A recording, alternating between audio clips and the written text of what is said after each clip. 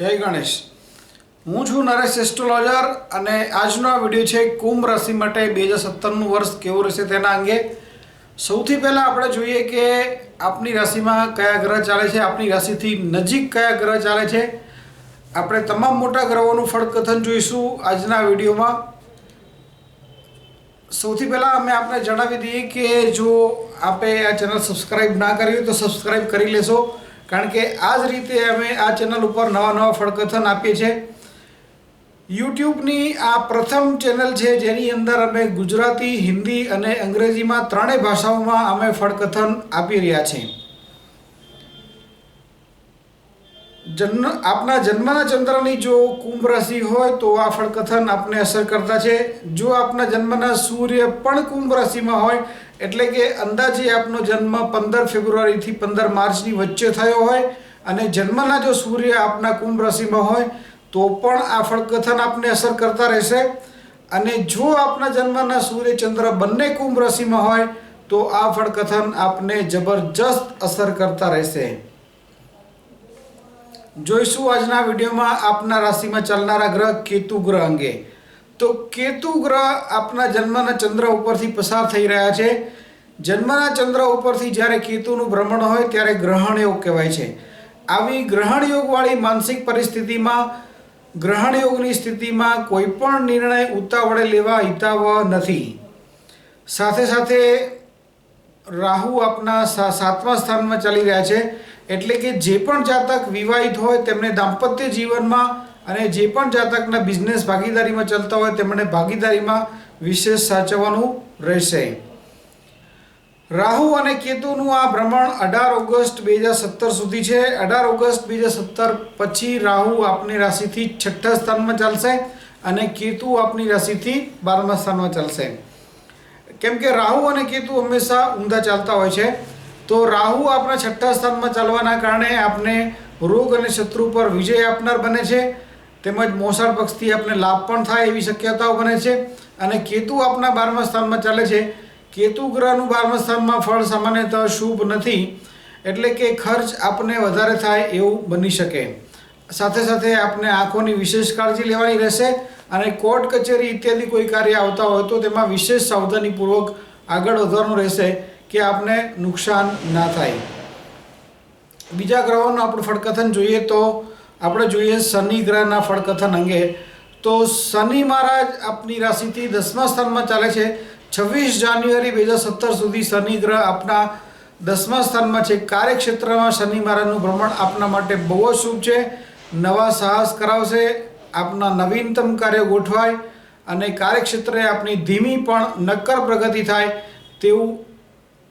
તેવો અંદાજ આપી રહ્યા છે। સાથે સાથે શનિ મહારાજ 10મા સ્થાનમાં ચાલવાના કારણે આપને બચત ઓછી થાય, સ્થાવર મિલકત અંગેના કાર્યોમાં રૂકાવટ આવે, સંબંધોમાં આપને ખાસ કરીને માતા સાથેના સંબંધોમાં વિશેષ કાળજી લેવી પડે અને જો પણ આપ વિવાહિત હોય તો આપને સાસુ અને સસરા સાથેના સંબંધોમાં વિશેષ કાળજી લેવી પડે। અને સાથે સાથે દાંપત્ય જીવનમાં પણ સાચવવું પડે, કારણ કે શનિ મહારાજની 10મી દ્રષ્ટિ અહીંયા 7મા સ્થાનમાં પણ પડે છે, એટલે દાંપત્ય જીવનમાં પણ ભાગીદારીમાં પણ આપણે સાચવવાનું રહેશે। 26 જાન્યુઆરી 2017થી શનિ મહારાજ આપને રાશિ પરિવર્તન કરે છે અને જે ચાલશે આપના લાભ સ્થાનમાં। તો લાભ સ્થાનમાં શનિ મહારાજનું ફળ અત્યંત શુભ માનવામાં આવે છે, જે આપને બિઝનેસમાં લાભ કરનાર છે। જો આપ નોકરી કરતા હોય તો આપની પદોન્નતિ થાય એવું પણ બની શકે। સાથે સાથે નકારાત્મક અસરો આ પ્રમાણે રહેશે કે જ્યારે શનિ મહારાજ 11મા સ્થાનમાં ચાલશે 26 જાન્યુઆરીથી 20 જૂન 2017 સુધી, તો આપના જન્મના ચંદ્ર સાથે ત્રિકોણ યોગ કરશે, જેના કારણે ખાસ કરીને દરેક કાર્યમાં આપ સામાન્ય વિલંબ અનુભવો, સંતાન અંગે પણ સામાન્ય ચિંતા રહ્યા કરે એવું પણ બને। જો આપ અભ્યાસ કરતા હોય તો સામાન્ય રૂકાવટ આવે અથવા તો અભ્યાસ ધાર્યા પ્રમાણે રિઝલ્ટ ના આવે અને સાથે સાથે આપણે વાહન ચલાવવામાં પણ કાળજી લેવી પડશે। 20 જૂન 2017થી 26 ઓક્ટોબર 2017 શનિ મહારાજ પાછા 10મા સ્થાનમાં આવશે કાર્યક્ષેત્રમાં, જે આપના માટે શુભ છે। અને 26 ઓક્ટોબર 2017થી શનિ મહારાજ પાછા આપના 11મા સ્થાનમાં ચાલશે. આમ તો જો કે 10મા અને 11મા સ્થાનની જે આ ટ્રાન્ઝિટ છે તે આપના માટે શુભ છે. બિઝનેસ અને કેરિયરને આપને હાઈટ ઉપર લઈ જવા માટે સક્ષમ છે. હવે આપણે જોઈશું મોટા ચાલનારા ગ્રહોમાં ફળકથનમાં રાહુ ગ્રહ અંગે. તો રાહુ આપના અગાઉ જણાવ્યા પ્રમાણે આપણે રાહુ 7મા સ્થાનમાં ચાલે છે, દાંપત્ય જીવન માટે શુભ નથી. અને કેતુ આપના જન્મના ચંદ્ર ઉપર ચાલી રહ્યા છે, જે માનસિક પરિસ્થિતિમાં વિષમતાનો અનુભવ કરાવે છે. તો રાહુ ગ્રહનું આ ભ્રમણ 18 ઓગસ્ટ 2017 સુધી છે. 18 ઓગસ્ટ 2017 પછી રાહુ આપના માટે શુભ છે. બીજા ગ્રહ આપણે જોઈએ ગુરુ ગ્રહ અંગે. તો ગુરુ ગ્રહનું જે ભ્રમણ છે તે આપને રાશિથી 8મા સ્થાનમાં ચાલી રહ્યા છે. 2017માં 8મ સ્થાનમાં રાહુનું ભ્રમણ બહુ જ આપના માટે શુભ ગણી શકાય. આમ તો ગુરુ માટે એવું કહેવાય છે કે ગુરુ ભાવંતા, જે ભાવમાં બેસે તે ભાવના ફળનો નાશ કરનાર છે. પણ 8મા સ્થાનમાં ગુરુ આયુષ્ય બળમાં વૃદ્ધિ કરનાર માનવામાં આવે છે.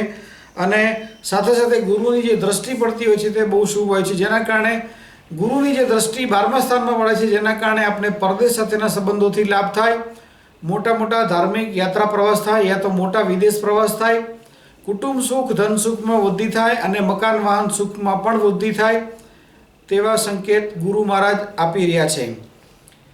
12 સપ્ટેમ્બર 2017 પછી ગુરુ ગ્રહનું જે ભ્રમણ છે તે આપને ભાગ્યસ્થાનમાં થનાર છે, જે પણ આપના માટે શુભ છે, ભાગ્યમાં વૃદ્ધિ કરનાર છે.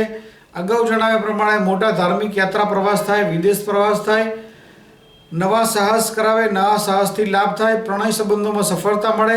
જે પણ જાતક અભ્યાસ કરતા હોય તેમને અભ્યાસમાં પ્રગતિ થાય. તો ગુરુ ગ્રહનું પણ ભ્રમણ આપના માટે અત્યંત શુભ છે. તો આપણે એવું કહી શકીએ કે 2017નું વર્ષ આપના માટે એકંદરે ઘણું સારું છે, ખાસ કરીને દાંપત્ય જીવનમાં. અને જો બિઝનેસમાં ભાગીદારી હોય તો તેમાં આપણે ખાસ કરીને વિશેષ સાચવવાનું રહેશે. ગ્રહમંડળના રાજા ગ્રહ સૂર્ય ગ્રહને તો આપણે બિલકુલ અવગણી શકતા જ નથી.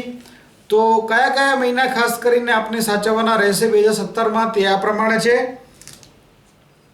14 જાન્યુઆરીથી 12 ફેબ્રુઆરી, જેમાં સૂર્ય ચાલશે મકર રાશિમાં. તો મકરના જે સૂર્ય છે તે રાશિથી 12મા સ્થાનના સૂર્ય છે. 12મા સૂર્યમાં ખાસ કરીને આપણે પરદેશ સાથેના સંબંધો, સરકારી કોઈ પણ કાર્ય કરવાના આવતા હોય તો તેમાં, અને પિતા સાથેના સંબંધોમાં વિશેષ કાળજી લેવાની રહેશે. સાથે સાથે આંખોની પણ વિશેષ કાળજી લેવાની રહેશે. ખર્ચ વધુ થાય એવું પણ આપ અનુભવી શકશો આ સમયમાં. મહિનો આપણે સાચવવાનો છે 14 મેથી 14 જૂન, જેમાં સૂર્ય ચાલશે વૃષભ રાશિમાં. તો વૃષભના જે સૂર્ય છે તે આપણી રાશિથી 4થા સ્થાનના સૂર્ય બને છે. ચોથા સ્થાન જે છે તે સુખ સ્થાન છે, માતાનું સ્થાન છે. 4થા સ્થાનમાં કોઈ પણ ઉગ્ર ગ્રહ સારું ફળ આપી શકતા નથી, અને સૂર્ય અત્યંત ઉગ્ર ગ્રહ છે, જેના કારણે ખાસ કરીને સંબંધોમાં આપણે કાળજી લેવાની રહેશે. માતા અને પિતા સાથે, જો આપ પરિણીત હોય તો આપણે સાસુ અને સસરા સાથે, જો આપ નોકરી કરતા હોય તો ઉપરી લેવલ સાથે, અને પિતા સાથેના સંબંધોમાં ખાસ કરીને આપણે વિશેષ કાળજી લેવાની રહેશે. સ્થાવર મિલકત અંગેના કોઈ પણ કાર્ય કરવા આ સમયમાં ઉચિત નથી.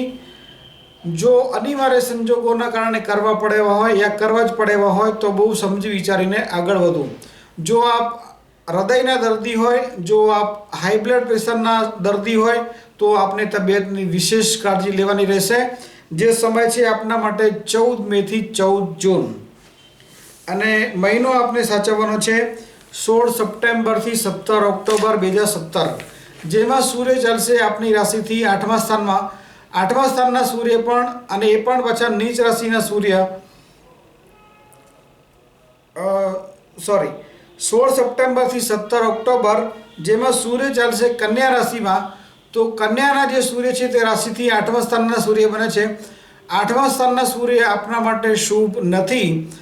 ખાસ કરીને સરકારી કાર્યો, પિતા સાથેના સંબંધો અને વાહન ચલાવવામાં વિશેષ કાળજી લેવાની રહેશે. જે સમય છે 16 સપ્ટેમ્બરથી 17 ઓક્ટોબર, કન્યાના સૂર્ય આપના માટે શુભ નથી. તો આ હતું ફળકથન કુંભ રાશિ માટે 2017નું. જો કોઈ આપના મિત્ર કુંભ રાશિના હોય તો આ વિડીયો એમને જરૂર શેર કરો. જો આ ફેસબુક, ગૂગલ પ્લસ, વોટ્સએપ એવા ઇત્યાદિ સોશિયલ માધ્યમ સાથે સંકળાયેલા હોય તો આપની પ્રોફાઇલ પર આ વિડીયો જરૂર શેર કરો.